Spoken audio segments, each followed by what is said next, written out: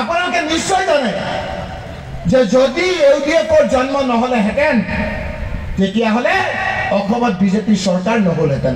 আপোনালোকে নিশ্চয় জানে যে যদি ইউডিএফৰ জন্ম নহলেহেঁতেন তেতিয়াহ'লে অসমত বিজেপি চৰকাৰ নহলহেঁতেন।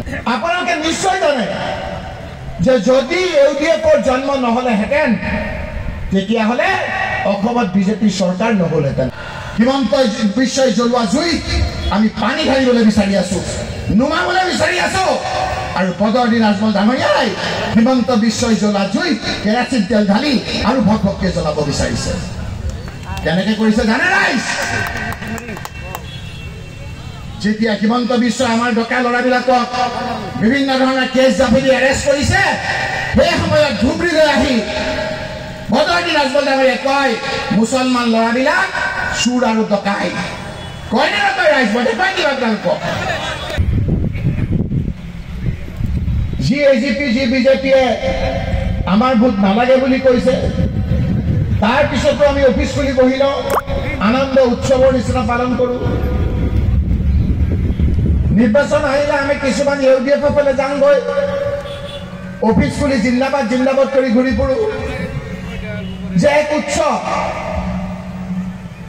ৰাইজ, এই নিৰ্বাচন উৎসৱ নহয়, এই নিৰ্বাচন আমাৰ ভৱিষ্যত, এই নিৰ্বাচন আমাৰ ল'ৰা ছোৱালীৰ জীৱন। এই যে আঙুলিটোৰ আমি ভোট দিম, এই ভোটৰ লগত আমাৰ ভৱিষ্যত জড়িত হৈ আছে।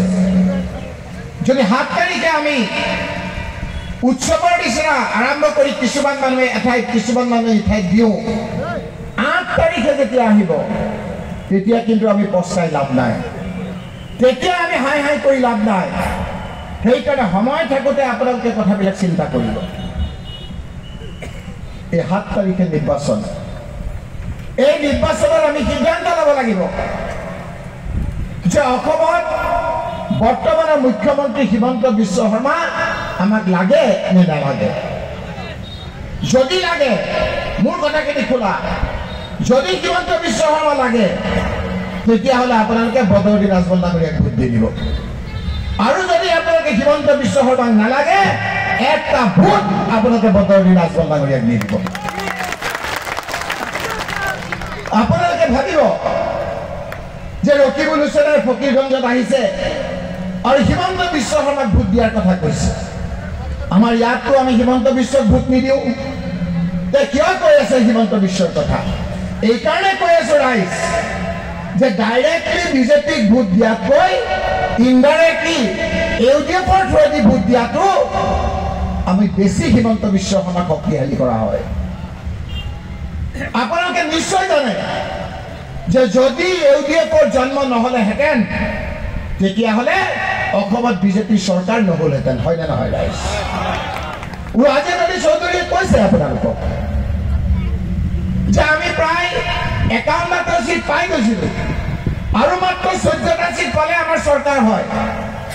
সেই সময়তে হিমন্ত বিশ্ব শৰ্মাৰ কথাত বদৰুদ্দিন ৰাজমল ডাঙৰীয়াই এনে কিছুমান কথা কৈ দিলে, যাৰ কাৰণে কংগ্ৰেছৰ 14টা চিট নাপালে আৰু বিজেপি চৰকাৰ হ'ল, হিমন্ত বিশ্ব মুখ্যমন্ত্ৰী হ'ল। সেইকাৰণে ৰাইজ, আজি আপোনালোকক মই অনুৰোধ কৰিবলৈ আহিছোঁ যে এই সময়খিনি অতি জটিল, এই সময়খিনি বহুত গুৰুত্বপূৰ্ণ। এই সময়খিনি যদি বদৰুদ্দিন ৰাজমল ডাঙৰীয়াৰ লগত আমি থাকোঁ তেতিয়াহ'লে হিমন্ত বিশ্ব শৰ্মাক শক্তিশালী কৰা হয়। হিমন্ত বিশ্বই জ্বলোৱা জুই আমি পানী ঢালিবলৈ বিচাৰি আছো, নুমাবলৈ বিচাৰি আছো। আৰু বদৰুদ্দিন ৰাজমল ডাঙৰীয়াই হিমন্ত বিশ্বই জ্বলোৱা জুই কেৰাচিন তেল ঢালি আৰু ভকভককে জ্বলাব বিচাৰিছে।